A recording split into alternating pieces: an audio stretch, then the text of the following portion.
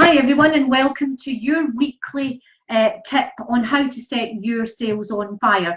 So this week, what we're going to be looking at is the 3 reasons why you're not getting enough sales calls and how to turn that around quickly so that you can look at your calendar and be overjoyed at the fact that so many people have booked in to speak with you, and so that you can literally set your sales on fire. So first of all, first thing we're going to look at is why don't you have enough sales calls, and the reason behind that as well, and why it's important. But obviously it's important you have enough sales calls so that you have enough opportunities to speak with your potential ideal client and show them why, check out if you're a good fit, and ultimately get paying clients, because after all, isn't that why you set up your coaching business?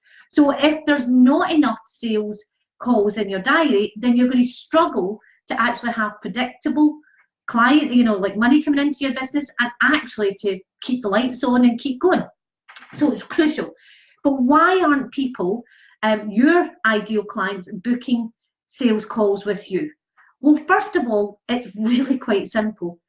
They don't know what it is that you're really offering. So when you make offers to have a sales call with you, no matter what, and we'll talk about titles in a second, particularly if it's a disguised one, what happens is they don't know what they're going to get. So actually there's an element of fear that comes into it, and it's like, well, I don't want to do that because I'm not sure what I'm getting. So it's very dark. It's like, there's a question mark over exactly what it is that they're going to be offered, and so they're uncertain about it. And also, a lot of times things sound too good to be true, so it's kind of, they back people back off. It's kind of a fight or flight mentality a lot of the time. I'm not sure what I'm getting, so I'm not going to go for it. It sounds too good to be true, so there's obviously a catch. Or, nobody's doing this out of the goodness of their heart. And I'll give you an example of this. There was a lot of studies done where people actually, and it was quite recent, and I was looking at this, and one of the reasons I'm actually talking about this is something that comes up with my clients time and time again, particularly at the start when we first speaking as well. Oh, well, Marie, the biggest problem I have is I don't have enough sales conversations in my diary to actually turn them into paying clients. And these are the 3 reasons why.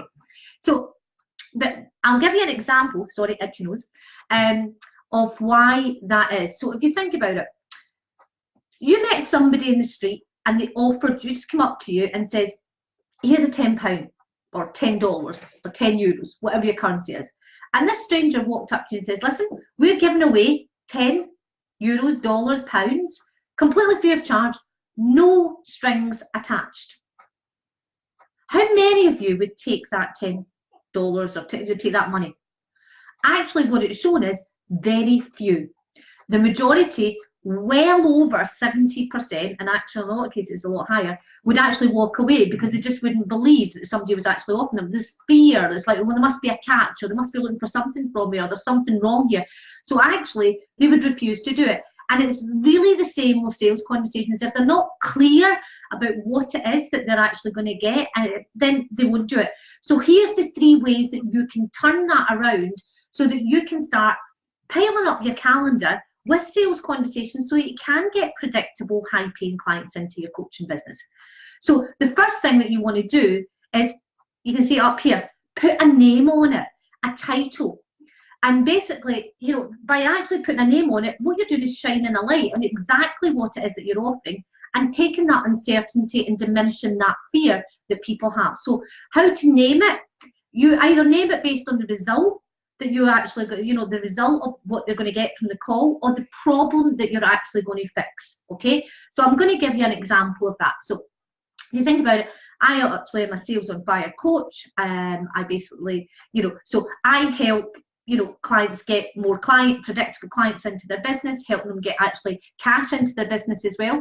So one of the first things that they're looking at is basically, I could call it a clients and cash strategy session.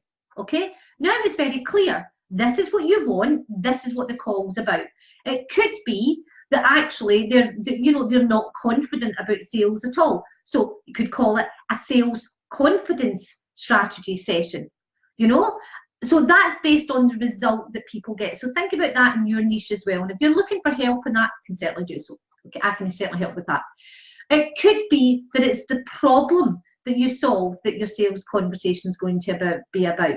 So you're going to actually highlight that as well so that people have got clarity. And I'll give you an example. Stop overwhelm. Strategy session. God, I'm clear exactly what it is I'm actually going to be offered. Okay, so put a name on it. Right. The second thing is benefits. People aren't interested in how long really the call is, unless it's like going to waste their time. Right. But the fact is, they want to know what's in it for them. WIFM is something I speak about all the time. It's like benefits-driven language. What's in it for me? People don't care what's in it for you. They care what's in it for them. Okay? So, because what they're also a little bit scared of is that you might be pushy, you might be, you know, like salesy. They could end up in a wee bit of a sales trap and not be able to get off that call and be quite scared of it. So again, if they're not clear about what the benefits are of being on that call, the most likely answer is they're not going to get actually on it. Okay, so how do you do that?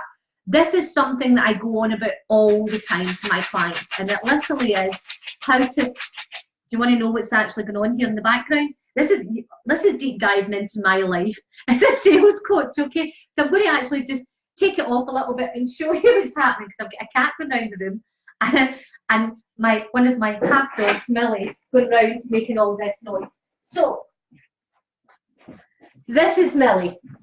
This is Millie, who very cute, but she's had a little bit of an operation, so we've got to actually keep her on this stitches, and she keeps on trying to get it off. So she's running around my feet after the cat. The other dog's under my feet here as well. So if you hear that in the background, you know what it is. Let's continue on. So benefits, step number 2, benefits. Now, here is where you lead the conversation. If you're not leading this conversation and directing them about what's going to happen, you're really going to struggle to get people onto a sales call, okay? So how do you, and it's step 2 of my 7 steps to yes, the bit, that and another 2 steps that I find are missing from over 90% of coaches' calls, and it's the reason why they're not actually getting enough sales as well. However, let me look into lead. Never work with animals or children.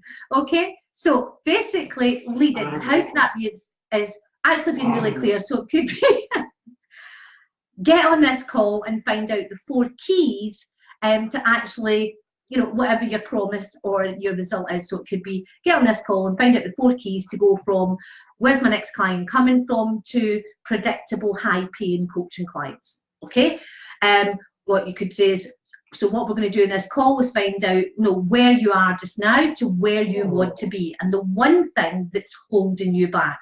What we're then going to do is map out 3 simple steps that you're going to be able to go away and instantly put into practice, and you're going to feel clear, you're going to feel confident, and you're going to be excited at putting that, you know, taking those steps and actually looking forward to the next level in your business.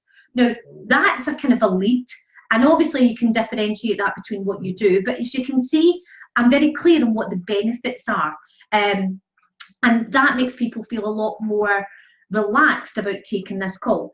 The third, and certainly one of the things I see again and again and again, is that you don't ask enough people to get on a sales conversation with you. Now, there's a number of reasons for that.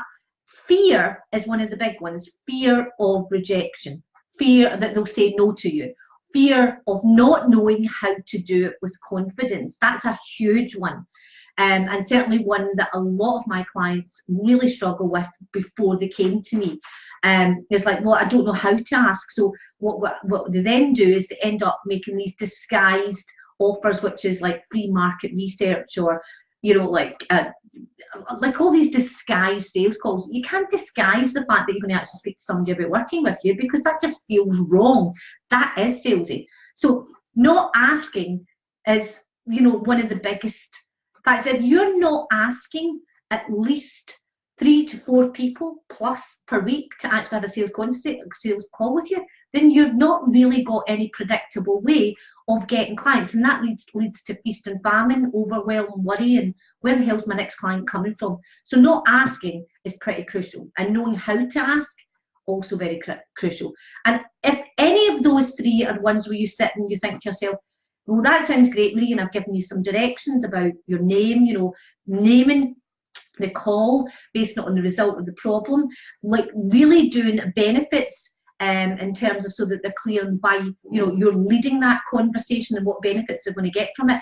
And you're not asking enough people, and you're sitting there going, well, I don't want to continue like that throughout 2019 because otherwise I'm going to actually have the same year as 2018, and that didn't live up to my expectations. If you're sitting there struggling with that, then I would say don't suffer in silence, guys, because literally, if you've not already found the answers, you're not likely to suddenly wake up with them tomorrow.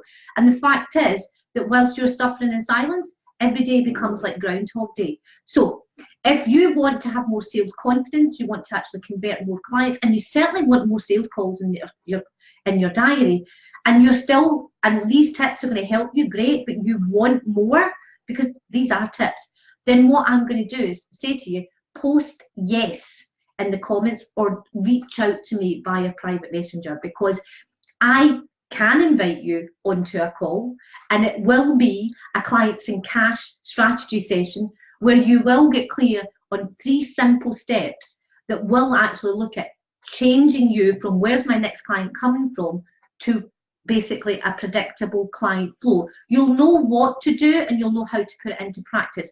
During that call, if we feel like it's a good fit, we might explore whether we should work together. And if at the end of the day, you feel that's good for you or not.